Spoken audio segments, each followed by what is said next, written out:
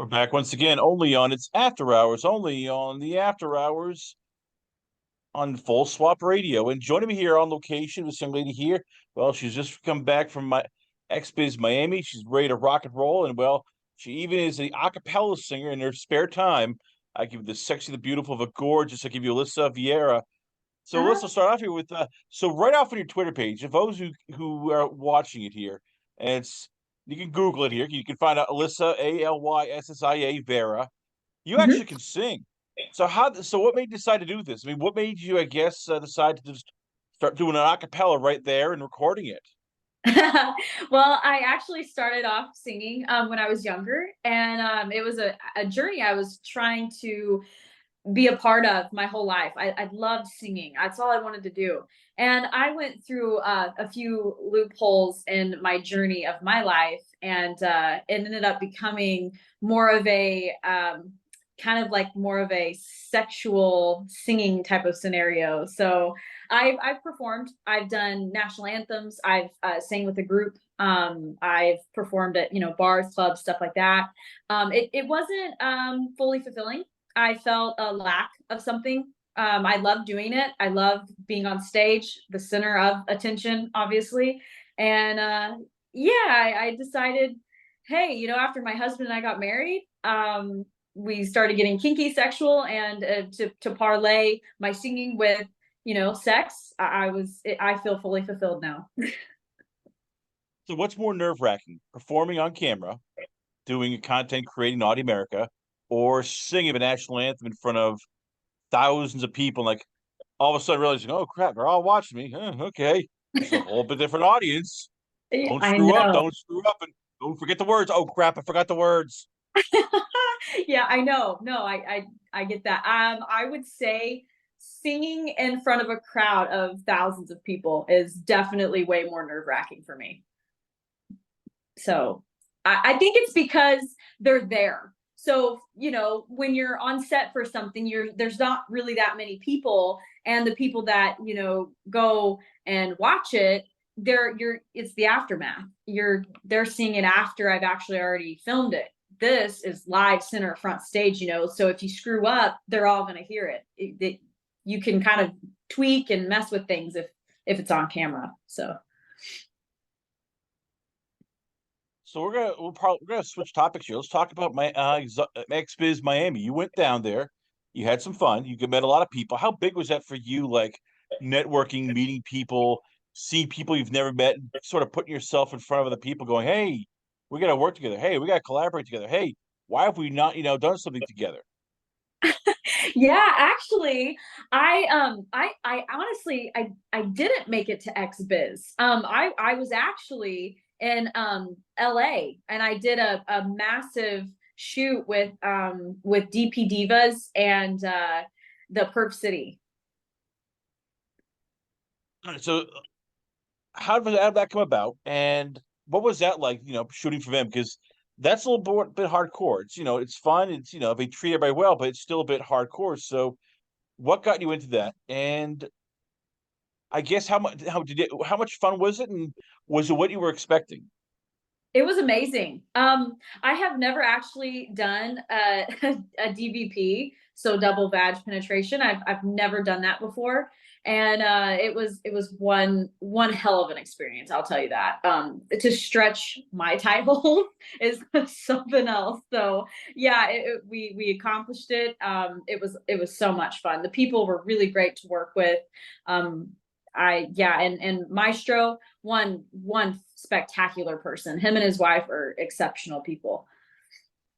So what made you decide to do it? Because most people wait for a while, before you go for that sort of hardcore. So for you, like, what was the reason behind deciding to go? All right, let's try this. Let's push the envelope. Just that. I like to take it to the limit. I want to explore my sexuality. I love opening up and seeing what I can accomplish and achieve with my body. Not so much, I don't want to cause any pain, of course, but I just like trying new things. And it was something that, two great looking people I got to work with, and the environment was very comforting, very welcoming. I just I've done anal before, so like the DP part was okay. I definitely wouldn't do any probably like double or triple penetration by any means, but the vaginal is okay. I can handle that. Yeah, I just I like to push it and really strive to see what I can handle and what I can't.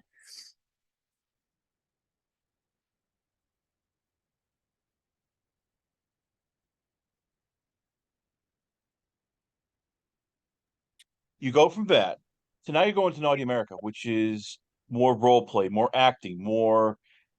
How much is that more? Is that more of a challenge? Because all of a sudden it's like, okay, I gotta play a character. I gotta think. I gotta, memorize scripts. Scripts are a bit cheesy, but I gotta memorize. Like, which for you is more of a challenge? Like doing something where your body's being physically pushed to, or something where it's like, okay, I gotta get out of my comfort zone and be somebody who I'm not. Hmm. I I love well, I would say challenging my body because me and my alter ego, we get along so well. I can play my role so well. I actually really enjoy the acting aspect of things. I've had a little thing where I wanted to become an actress and I kind of did some classes and stuff like that. So it's a lot of fun for me. I really do enjoy it. I love being able to play a different role. I really do love kind of like it sounds a little taboo, but I like the stepmom stuff and all of that. I really do like that. It's a lot of fun for me. With that being said, so when you're shooting for your own stuff, what do you Mhm. look for in terms of collaborators? Because you get to pick who you want, and all of a sudden it's like, okay, what do I want? Who do I look for? What's going on? Is this person? Do I vibe with this person? Like, how tough is that trying to figure out who you want to work with when it's like all of a sudden you start overthinking, like, I work with this. Wait a minute, but I want to work with this, and this, and next thing you know, it's like, okay, how do I decide? There's too many options. I know. There are so many people to work with. The world and the industry has blown up with collabs. And frankly, I'm very, very picky in particular with obviously who I work with. I'll research them and see, what kind of content they're putting out. How are their acting skills? Do they like?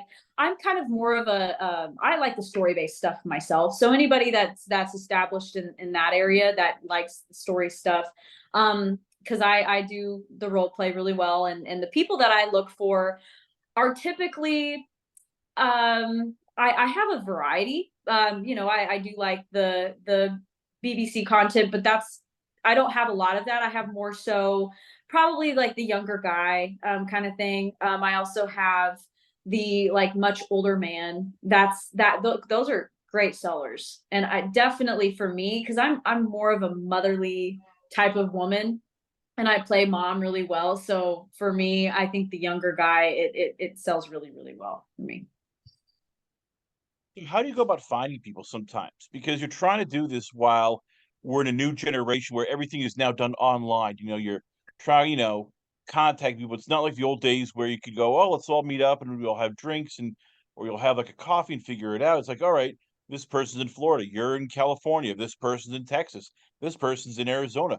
Hey, this person's all the way to New York. And you're trying to go, okay, and you're using Zoom, you're using Twitter, Snapchat. How tough is that getting a feel when you're not there? So you're trying to read a vibe, but it's all, sometimes via phone or chat, and that's tough to do. It is. It is. I think it's my sixth sense. I mean, I can kind of get a feel from the first conversation that we have if I feel like they're going to be someone that I want to work with. Not only that, but as far as who I find, it's honestly typically references. People that have already worked with them. Those, I mean, you can't go wrong with good references. Otherwise, I'd find them obviously through Twitter. Is honestly the best place for me. If I'm in the same area as them, it's just kind of by luck, just dumb luck. If I find them and I'm like, oh wow, I'm in LA. Oh, me too. Let's get together. So that's kind of like what we'll do. Uh, With everything going on in yeah. your life, you gotta also, as you said, with your OnlyFans, you gotta do this by yourself sometimes, or put everything together. And everybody thinks, oh, it's simple. I got a GoPro, I got an iPhone. Let's do Yeah. some, let's shoot some content. Click, click, click, click. No, no, no, no, no, no, no. There's makeup, there's wardrobe. You gotta, have a storyline. You're trying to put that down. You probably need a good camera because you want to have 4K. Hey, we need to get a location. And all of a sudden you're going, crap, this is a lot of work. So for one of your, let's say for one clip you're doing, how much time, how much money, how much effort goes into just putting it together before you even start shooting? Um, so I've been pretty fortunate for the most part.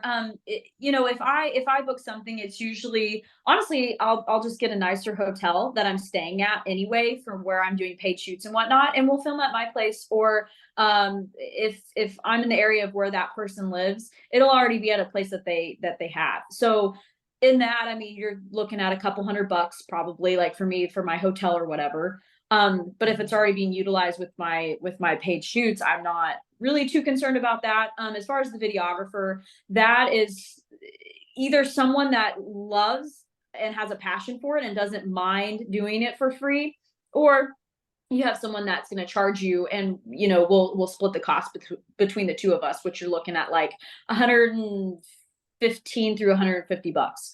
So right there you're looking at 350 plus, your flight. If I had to fly, sometimes I don't. If I have to drive, I mean, it kind of varies. So you're looking at like between 350 probably to 700 and $800, somewhere in there. So Let's switch topics here. Tell me about the sure. husband, because you two are Okay. happily married. You do love Yes, each other. What we is it do. about him that made you fall in love? Because you could have any guy you want, and yet Yeah. this is your ride or die guy, as they say. So what was it about him that you just went, God damn it, you know what? This is gonna be the guy I'm gonna be with the rest of my life.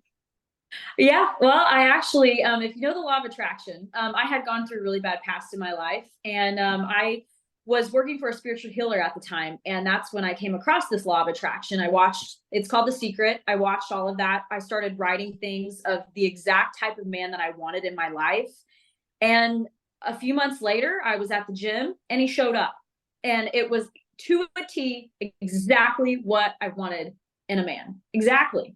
And he those leg abductor deals that go in and out. I was on the machine, and he was asking if he could use the machine next to me, and I'm wanting to make a smart ass comment like, dude, what do you think, like, yeah, you can use that machine, I'm just kicking my legs out. So but yeah, we that's exactly how I wanted it. I mean, that's what I wanted, because he was on my list of exactly what I needed in a man. Tall, dark, handsome, Italian. Yeah, I love Italians. So um he comes from a Catholic background, which I do too. And I had written that, but I'm not really a Catholic anymore. I'm more spiritual at this point. So is he. So yeah, it was I got really lucky, and I just took him off the market pretty immediately. How does the family handle what you do? Because that's tough. I don't know if you broke to him or not. You probably have to, because as he said, you're shooting now for Naughty America. You're shooting for her society. You're becoming a big name. So how do you break it to Yeah. them? How did they react? And how tough was that going, okay, how the hell do I break this? It's not like I can go, oh, yeah, mom, dad, I'm really poor. Pass the peas. Yeah, well, I went to my dad first. I'm a daddy's girl. And I all I could tell him was, Dad, so and he's very old fashioned, by the way, very conservative farmer. He's a supervisor of an oil company, this and that. I told him, Dad, hey, so I'm gonna do some work. It's a little provocative, little, right? Um, it's kind of like what Pamela Anderson, because you got to get the really pretty women, right, that were erotic. And I'm gonna do some work like that, like them. He goes, well, honey, if it makes you money, you should go for it. I'm like, oh God, of course, if it makes you money, right? Like that's the views of the Midwestern, the South Central kind of the world, Kansas, right? That's where I'm originally from, Kansas. And they all think, go to school, get a good education, get a good job, and just make money. That's what they believe in. So as long as you're making good money, it doesn't really matter. So my mom, I kind of didn't tell her up front, because we've had some clashing and over the years with each other. Um, she, you know, is it likes to party and have fun, and I think she would have understood, but I didn't tell her immediately. And my aunt found out through a link to my very first porn shoot. My aunt texted me and she goes, "I didn't know I'd be finding my, you know, my niece all over the porn world." And she ended up telling my mom, and my mom came to me, and that's when she found out. So I feel bad, but it's okay because they don't mind. It's all good. And I have four sisters. They all seem to, you know, some of them may not agree with it, but most of them do, and they do support me, and they just kind of stay out of it for the most part. It must have been tough when the aunt broke the story and then leaked it to your mom because it's like, oh crap, I want to tell her the truth. I want to, be the one who gives the news rather than like all of a sudden like, crap, what did she say? What happened here? What do I need to do? And you're thinking, all of a sudden the mind is racing, going, oh crap, what's going on? I'm gonna do? What's she gonna say? Yeah. Crap, and the worst is when you're thinking, will she not love me anymore? Because as you said, everybody knows when the mind is racing, that's when everything just comes out. It's like, okay, gotta settle down, put it back. Don't, just walk off, but off the plank. Don't jump yet. Yes. Yes. I didn't know how to handle it, but I mean, she handled it rather well. She was just sad I didn't tell her. You know, I think my God, my whole hometown, I mean, you could go to the bathroom, you know, and then 5 minutes later someone would go, "Oh, did you just take a piss?" Right? Because it's such a small town. Everyone knows what you do. And I'm I feel terrible. I wish I would have said something sooner, but I didn't. And now it's just kind of, you know, it's just there. And, you know, they say they don't judge me, which I hope they don't. And they still love me, get along with me. We talk normally. So it's all good now. Let's go back to some easier stuff. You mentioned before OnlyFans, and you have your own brand, and you're doing all this. Here's Uh-huh. the tricky part everybody doesn't think about. When you're coming up with an OnlyFans, you're trying to stand out because everybody has this and this. Next thing you know, it's like, oh crap, I'm doing the same as this person. So how do you figure that out? And how long did you figure out like, okay, I want to separate myself from like Andy Avalon who's doing the same thing, Brianna Diamond who's doing the same thing, Sherry Dale is doing the same thing, all beautiful women, all very talented, lovely people. But you're trying to figure out, okay, how do I become separate so that I'm not, losing people to them? Sure. Yeah. A lot of it is my skills, like my singing. I really try to stand out to things that I am very good at. You know, if it's the main one, yeah, is singing. Where I come from, I just I kind of string myself into the sweet innocent type. So that's just my strong niche, and that's where I really feel like I stand out really well, and just being myself. I don't try to compete. I really try to get along with everybody. Yeah, I really do think it has a lot to do with, you know, one of your hobbies, just something you're good at. Get something that you wear that's differently from everybody else. If it's your stories, if it's, you know, really, I mean, I think that's about it. Yeah, I just try to be myself, really. I don't really know how else to go about it because the industry is so washed out with so many collaborators. You're like, whoa, wow, I want to be like her, like her, like her. There's only so many you can be like but yourself. So I just stick to that, and it seems to work for me. You mentioned before, you're doing all this with, get editor, you get camera person, you get, location. You're also, as you said, you're traveling. Then there's conventions. Then there's, you want to go to the awards ceremony. This costs money. So Mhm. how far advanced do you start like figuring out, okay, I need X amount of bucks for this, I need X amount of bucks for that.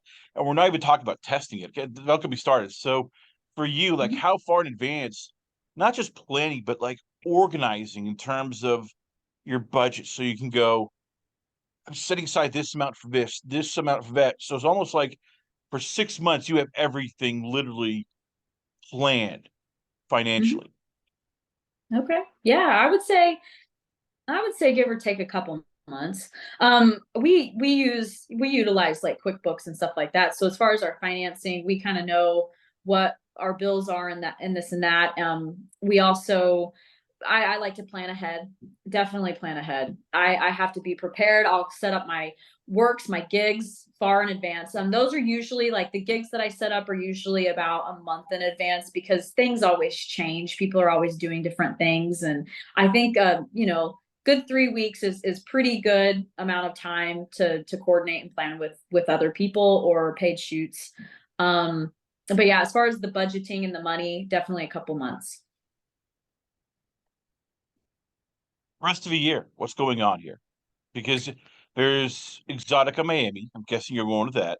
You I am. have Exotica New Jersey, probably. You're thinking, there's definitely AVN, so you might be going to that. So where do you want to go? Like, and then how much are you looking at going? Okay, you're also trying to figure out, can I do this? Can I do that? Will I get jet lagged? Like, what do you plan to do for, let's say, the next 6 months in terms of traveling?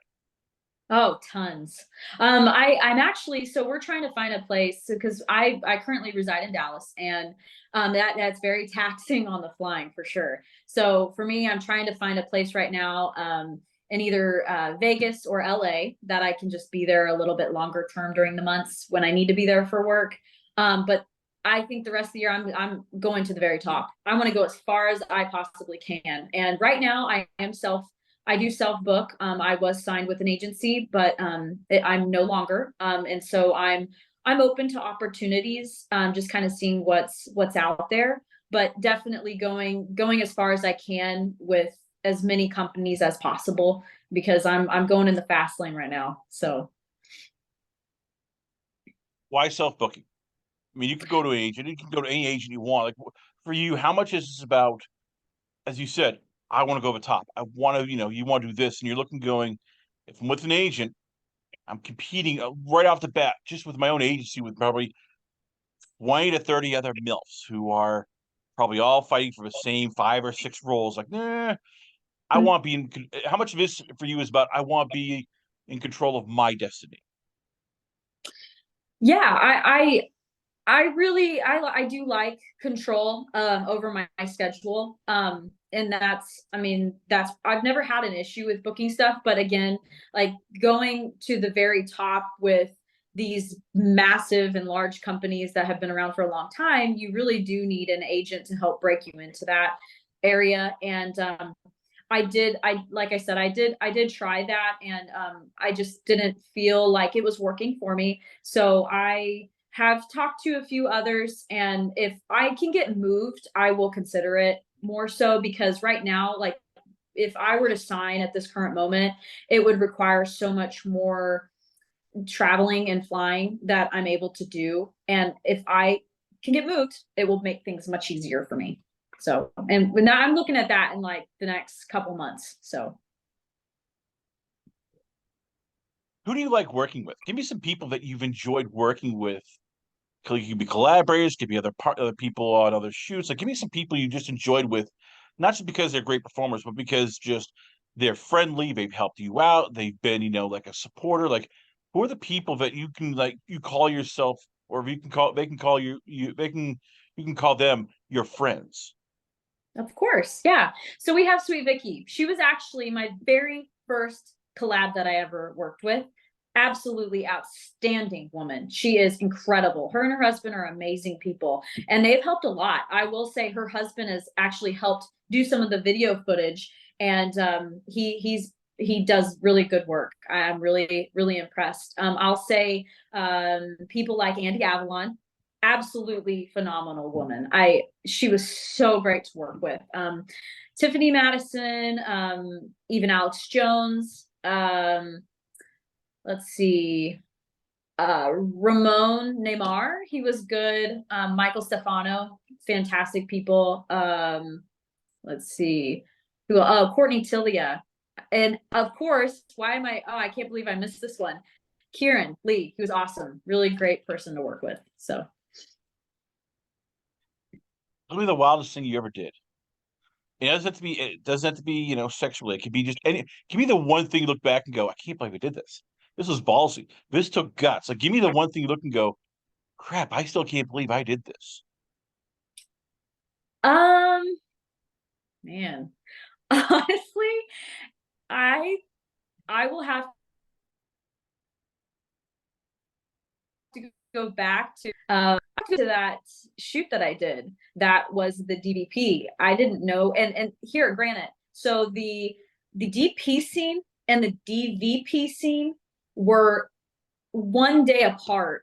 So I had a DP, and then I turned around and did a whole DVP, and that also included anal. So there were two like anal scenes. It was insane, honestly. That was probably my craziest scenes I've done so far. Do you miss the singing?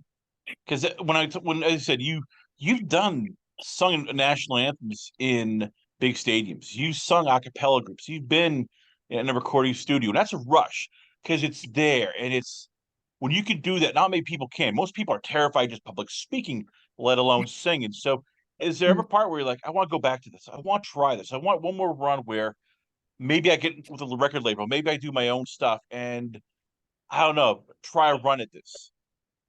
I would do that. I really would.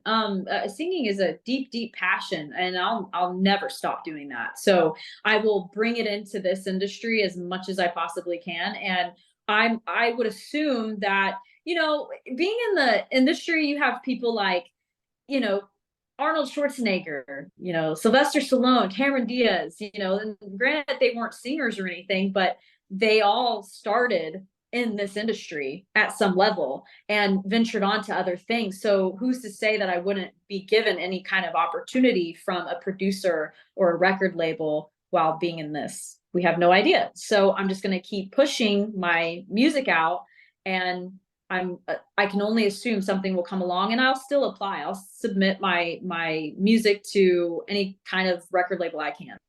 So Last question for let you go. yeah. There's a war on porn, unfortunately, and it's starting with big tech, and you've seen it. OnlyFans shutting people down because somebody will ask, "Oh, can I meet you?" And even though you're not, enticing it, they'll shut you down. Instagram has shut down people's accounts. Twitter has banned people. For you, how much do you almost have to like have backup plans? Like, okay, if my OnlyFans goes down, I have this. If my Slip Store goes down, I have this. If my Instagram goes down, I have this. Like, how much do you almost have to sort of be two steps ahead so that when something like this happens, you're prepared. You're not going, oh crap, and just freaking out. Yeah, definitely have to make backup accounts, of course. As far as I think for me, like, and then this is from the help of my husband. Actually, we've taken a lot of people that, and these are also, bigger names and stuff like that. People that helped support us, and other people that we follow and like.